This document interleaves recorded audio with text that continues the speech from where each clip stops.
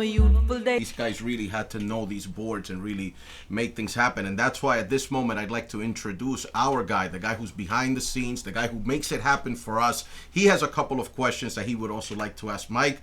Without any further ado, I'd like to introduce Des. Des, take my place. Come over Des. here and come on down, baby. Jump on in. He's the guy who really makes the middle-aged man show happen. Another middle-aged man, Des. Let's go. Let's go, Des.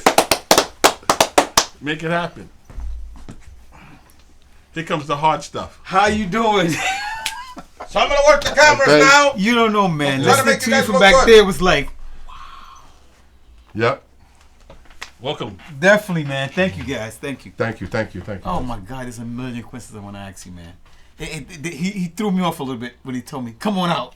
Yeah. You know what I mean? When you say you just now you was working with DB and you reversed everything. What do you mean you reversed everything? Okay, so we had this program, and I believe it was the Yamaha SP90. It was a reverb. Oh, I know the SP90. Yeah. Yeah, SPX90. SPX90. SPX90, and had this program where it was reverse reverb. So it took whatever input you put in, put a reverb on it, and flipped it backwards. Right. There was a slight delay in the processing and all that, but we ran it through that, and we made it go simulatedly backwards. Cool. Very nice. Very nice. Now you want me to? I gotta go buy that. It's ancient. I think it was called Reverse Gate. Okay, all right. I'm familiar. Yeah, I think it was called Reverse Gate. Yeah. I'm familiar with that Reverse Gate. Now, you mentioned about the SP12. Yeah. Okay, you want to elaborate a little bit on the SP12? Yeah, so the SP12, we were talking earlier about the SP12, and you were telling me that you had the original, which was the blue one. The blue SP12, it was the 12. It had no floppy disk. So and you had better had gotten it right, because when you shut it off, You lost it all. you lost it all. It was over. You lost it all. No disk, no save. So when you was doing production, what did you do? Leave it on the whole until production was over? How did it work? You had to leave it on until it was on tape, and if you had a power outage, you Okay. Started all over you again. started all over. You lost it. It was 2.5 seconds of sampling time? Oh wow, I don't remember. It was very short. Okay. Yeah, and what you had to do was what you mentioned earlier was speed the record. Right, Speed the record up like to 45 if it was at 33 to compress the time and get a little more sampling time out of it. Okay. Yep. All right. Cool. Yep. Cool. But that also did stuff dynamically to the sample, which was good too. Right. Okay. Cool. I got it. Let me see some more questions I want to ask you. Yeah. Okay. He's trying to look young. He took the glasses off. All right, he's trying to look young. That's what we do as middle-aged men. We try to look young. Yeah. We try to look young. We throw hats on and stuff like that to try to look young.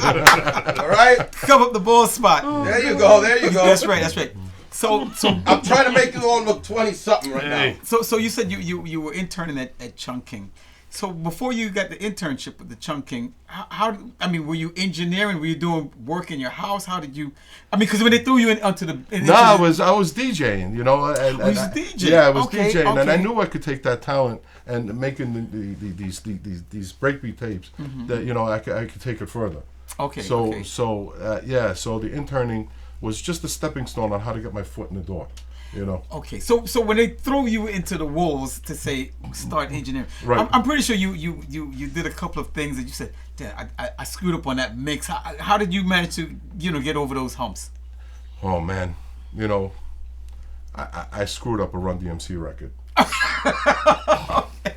All right. Which one? I don't remember the name of the song, but in the beginning of the record, the introduction was Run saying, "Let's begin to talk." All right, so he wanted to do that vocal track over again. So I rewinded all the way back to the beginning, and I put it into record, and he kicks it, and he does his verse over, and "Let's begin to talk" is gone. Because I backed it up to the beginning, and I erased Lost it, everything. Genius. I'm sorry. So that was a mistake I made. He tried to get that "Let's begin to talk" redone like he did it the first time, and he got it close, but it just didn't have that feel. So but we got it back. Oh, okay. So what about the technical aspect of engineering? EQing and all that. How did that you, was all by ear, man. All by ear. All we had, you know, that's all you had. You had some dynamics processing, you had some equalization processing, and you just twisted those knobs until those loops married each other and made love and intertwined with each other. Okay, so you must have spent, like, after you finished recording, you had 24 tracks of reel. Right. So you must have spent hours by yourself saying, how can I get this right? Or, I mean, how did you come about? Hours and hours and hours of trial and error of try this, try that. Okay, You know, because I had no experience with this equipment. Right. And that's probably the best experience, not to have experience. Because, you know, if It's somebody organic. That's right. That's right. If somebody shows you, okay, this is how you use this. Well, you're using it as the way he showed you. Right, And right. you're following his style. But if you know nothing about it, well, you develop your own style. So, and that's what happened with me. Okay, cool. So when other engineers heard the recording or whatever like that, did anybody come to you and give you a hand and say, hey, you could try this, or, you know? Nah, not really. It was kind of competitive. You know what I mean? You know, and you know the young guys were always chomping at the bit, trying to get that project. trying to get. Yeah.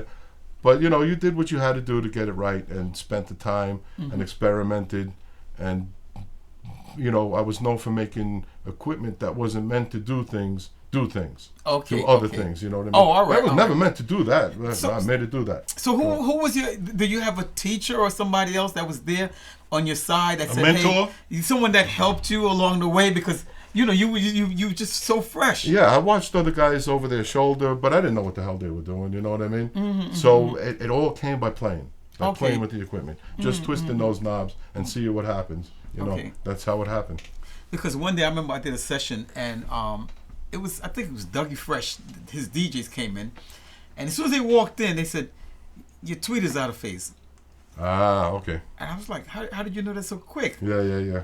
They said because we did a session once for 3 days, and the speakers was out of phase. So the more we turned the bass up, the less the bass The sound. more it disappeared, yes. Right, because it was clashing It was frequencies. phasing out, It's yes. phasing out. Yeah. So at that time I didn't know nothing about phasing. Yeah. And I was like, what? I was embarrassed because they was telling me something I didn't know. Right. But because I was open-minded, I was able to gravitate to them, you know?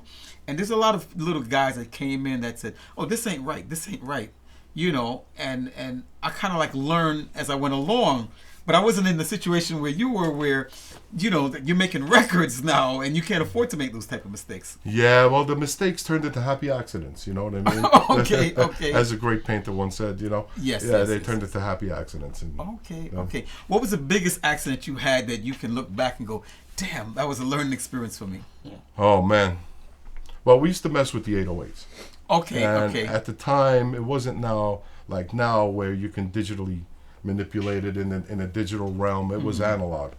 So we used to run it through all kinds of equipment. And one time I remember, I think it was with Busta Rhymes, and we tried to get that 808 bumping and just couldn't. And we tried to introduce all kinds of frequencies. I used to introduce 40 kilohertz into the 808 signal with a gate, you know, a triggered gate and all of this stuff, and trying to get this one to just sound right. And took a minute off, and Busta went over to the board and turned the volume up all the way, and then hit the play button, and that 808 came through and the speaker came out the wall, man.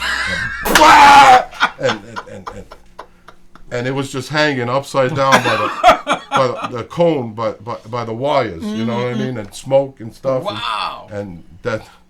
Yeah, so that was a lesson in low frequency. What record did you do with Busta? LONS, their first album. Okay, all right. He's I think he's one of the Oh, most. leaders of the new school. Leader of the new school. Holy yeah, smoke. LONS. Wow. Yeah. I didn't even get to that. Yeah, the L's on the list. Uncredited. Oh, okay. Uncredited. Yeah. Hey, give Mike his credit. Yeah. Come on What's now, up, nigga. Buzz? Shout out to Buzz. Hook my man up. When you say uncredited, what do you mean? My name never made the back of the credit list. On the back of the Busta, you album. remember this guy? You remember He this guy? knows Give him me. his credit, all right? Oh, okay, all right. So who was the engineer that got the credit? Oh man, I don't remember. Okay. Don't remember. Cool. So how many hours would you say you spend in the studio? You know. Oh man, you know, with LONS it was crazy because, you know, we you know, back in the day when we used to assemble the record, you know, to send it off to mastering, we used to take the tape and put the tape in the order of the way you want that the record to play. Okay. And like now, You're let's say referring to the reel-to-reel? the reel to reel. Okay, cool. You know, cool, and cool. you had to put that in order. You know what I mean?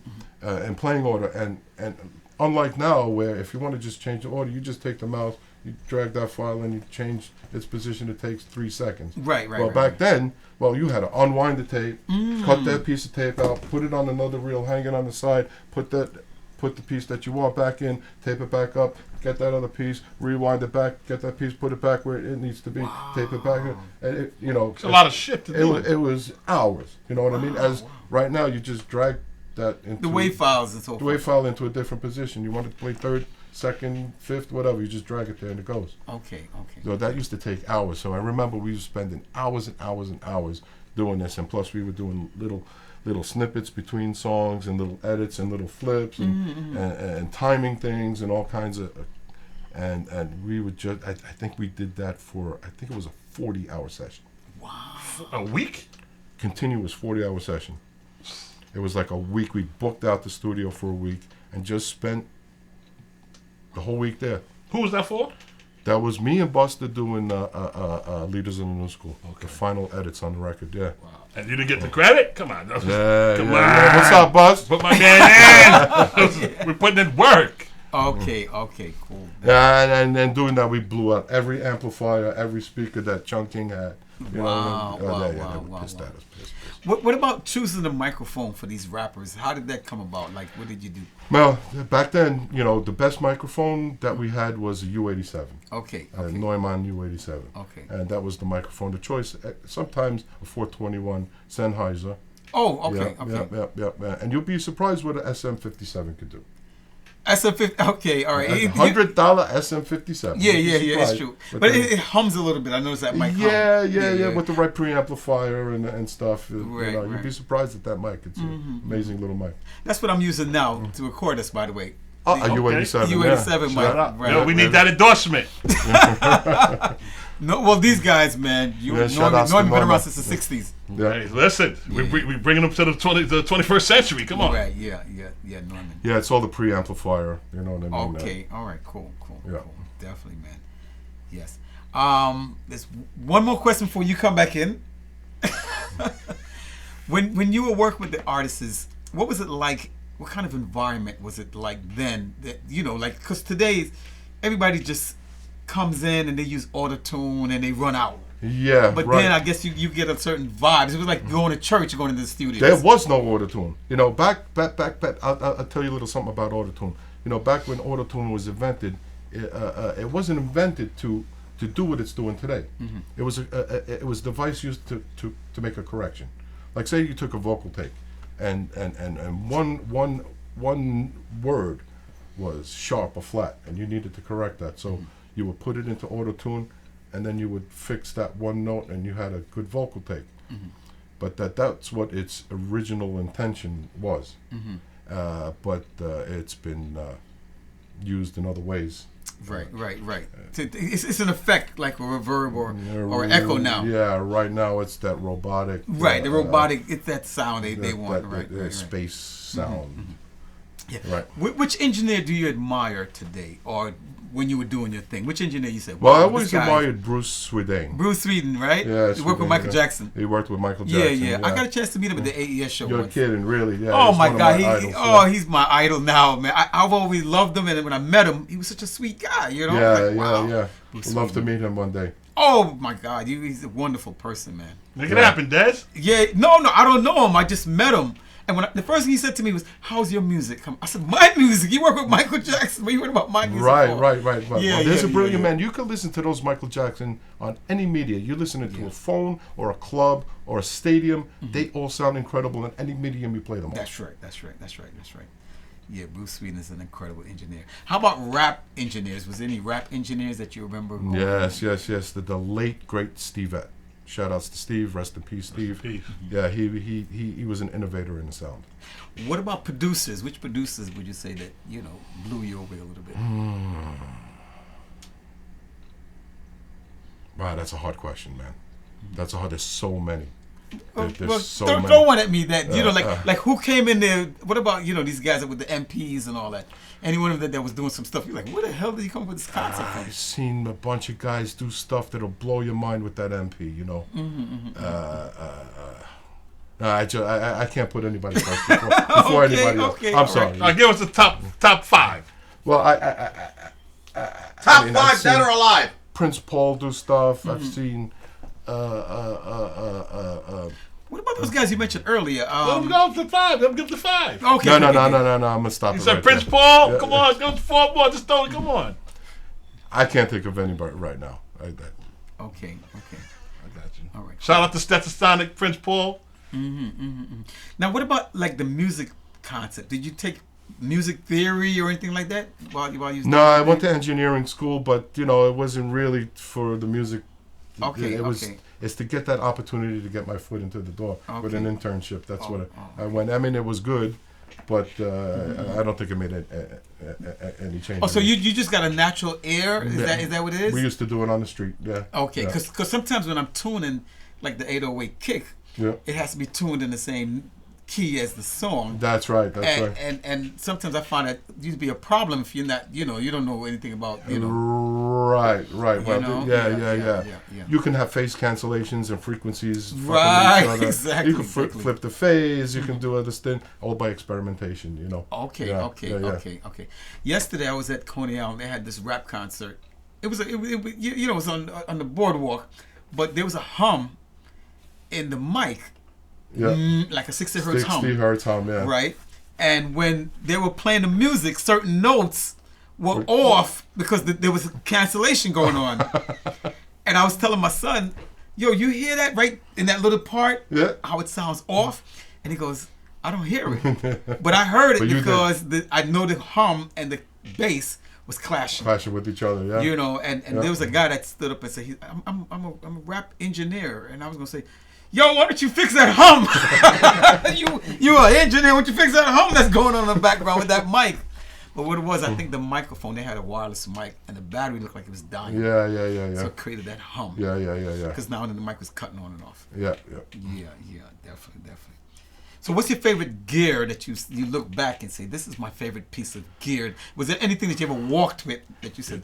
My favorite 2 pieces of gear is the Akia MPC60 and MPC 2000 actually. Okay. MPC 2000. Also, I like the SP12, the emo that we talked about earlier. Right.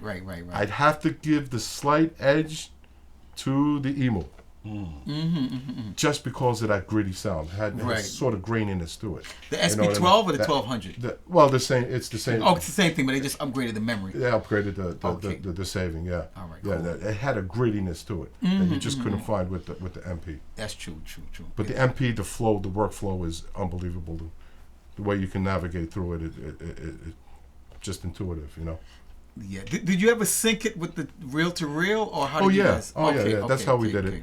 We dropped Simpty on a track, track 24, and read it back with a Simpty reader. Converted that Simpty to a MIDI clock. Okay, all right. Then triggered the MP to sync with the tape. Okay, all right, cool. That's how we did it. Yeah. And you left track 20. I thought that was on. This Simpty was on 24. 24, yeah. And then 23 was left blank. Left blank because the Simpty it would bleeds. Mike's a wizard. Right. All right. No, Cool. He knows his stuff. Yeah, the Simpty would bleed. Listen. I used to use a Tascam 388. I don't know if you know what that is. 388. It was a small unit. Cassette? Yeah, it was a reel-to-reel, 7-inch. Okay. And I would use that's when I was at, first started out, I had bought this little 8-track recorder, and I used to have the Simpty on 8. Right. And then 7 was blank, and then we try to bounce everything. Right. You guys did bouncing with it? No, we didn't. You didn't need to? If we needed more tracks, we'd slave up a second 24-track machine. All right, so you guys are straight. Yeah, Great. yeah. Right. And what board were you using at that time? Oh, this was the Neve VR60. Okay. Neve okay. VR60. How many tracks was the Neve? That's 60 tracks. Oh, so you well, had 60 plenty. channels. Oh, 60 channels. Okay. Okay. Yeah, we had plenty, 24 tracks plus another 24 available. Wow, I'm drooling right Yeah. now, man. Oh yeah, the Right faders were automated. It was Oh beautiful. wow! Back then they had automation yeah, faders. This was the first generation We've of been there. automated. He's been there, yeah. Oh First wow! generation, yeah. Wow! Yeah, man. Flying faders. Flying faders, yeah. Okay, so back then was Pro Tools around? Pro Tools was around. It wasn't known as Pro Tools actually. It was known as Sound Tools. It was rebranded as Pro Tools. Oh, okay, Yeah. okay. I didn't like it then. Not a big Pro Tools guy. Right. I'm starting to get into the computer sequencing stuff now. Right, But I'm still old school like this. Yeah, definitely. But the Real-to-Real had a warmer sound. Yes, it did. Yeah, because it rolls off the top ends. It rolls off the top, compresses the bottom. Yeah. Right, yeah. And it keeps everything tight. Keeps everything tight. Like it's in the same domain. And guys had uses that to their advantage. Like for instance, I received the 3M award for engineering for this process I developed back in the day. And yeah. Congratulations, bro. Congratulations, Yeah. man. Good stuff, yo. That's right. So thank you. So what it was we started with a 24-track analog machine, and it was old and it needed to be upgraded. And we had gotten, since Soul Convention was part of Sony had developed a 48-track digital half-inch, and it was there was two in the United States. One was in Nashville. One was sitting in a storage room at Sony Music in Manhattan. Wow. Anyway, so our 24-track analog machine had its day, and we needed a new machine. So we asked Tommy Mottola if we can have the brand new. Shout out to Tommy Mottola. Thank you for the machine. It was a 48-track digital. So we took it, and we had to transfer all the 24-track analog stuff over to the digital to continue working on it. Okay. But Did you lose sound? Did you lose quality? actually gained. So what I wound up doing is the stuff that I was recording on analog was going to wind up finally on this digital machine. So what I did was at the time, remember the 456 Ampex, which was a tape formulation, and they came out with the 499. Yeah. So what it was Okay, you know how you can hit analog tape Right. 60 dB over 0. Well, this one was 9. So they came Wow, up, yeah, 9. Yeah, 9 dB over 0. That's so crazy. Yeah, 499 was the name of the tape. So what I would do is hit it on the 24 track and hit it hard. As hard as I can hit it. And then monitor it. And just before it distort, bring it down and record it at that level. Okay. So it got all the advantages of that tape, that compression, that tight sound, and then transferred it all over to digital. Oh. Well, in that compression on the analog side, it would lose a little bit of the top end naturally because of the compression. But I would fiddle with the EQs in the tape machine and boost the top end to compensate for that. Okay. And all of these compensations and stuff. And I managed to get this sound onto digital, which is then preserved forever.